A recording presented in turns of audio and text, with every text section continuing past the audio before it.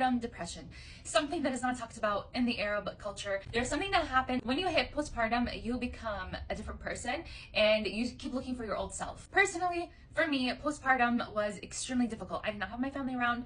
I needed my sisters. I needed my mom. My mother-in-law was there for me and she helped me as much as she could, but it was not enough. I'm gonna give you some tips what to do so you are prepared. What to do while you're pregnant to be prepared for postpartum. I wish I cleaned more. I'm talking about deep clean. I wish I cleaned the walls. I wish I cleaned the baseboards.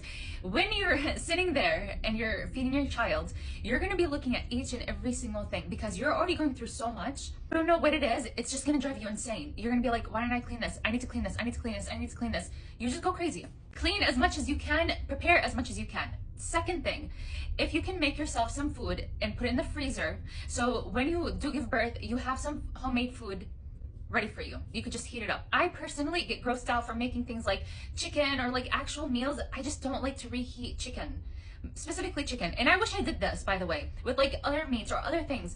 I should have made meals and prepared it myself for this. So definitely do that. Prepare some meals, put them in the freezer, okay? Thoroughly read things about pumps, okay? Breastfeeding especially, and then look for option B. If you do not produce enough milk, it's okay, okay? I know it's hard. This is probably the hardest thing about actually postpartum is the breastfeeding. Because sometimes you could do everything that you can, which I did. And I actually had a really hard time with it. This was a very emotional roller coaster for me.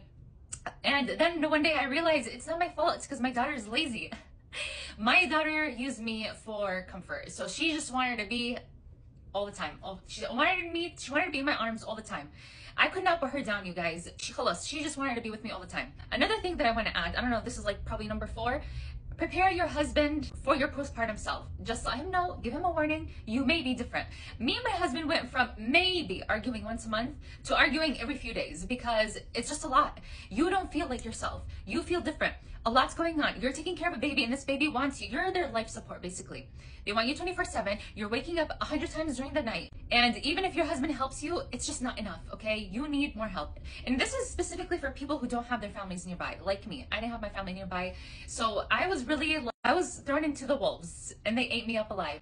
While you're pregnant, if you're scared of gaining weight and you have an issue like me, like I am, this is why I stopped talking about weight loss actually, because I know that I have like body dysmorphia and I know I have an issue with food. I don't have a healthy relationship with food.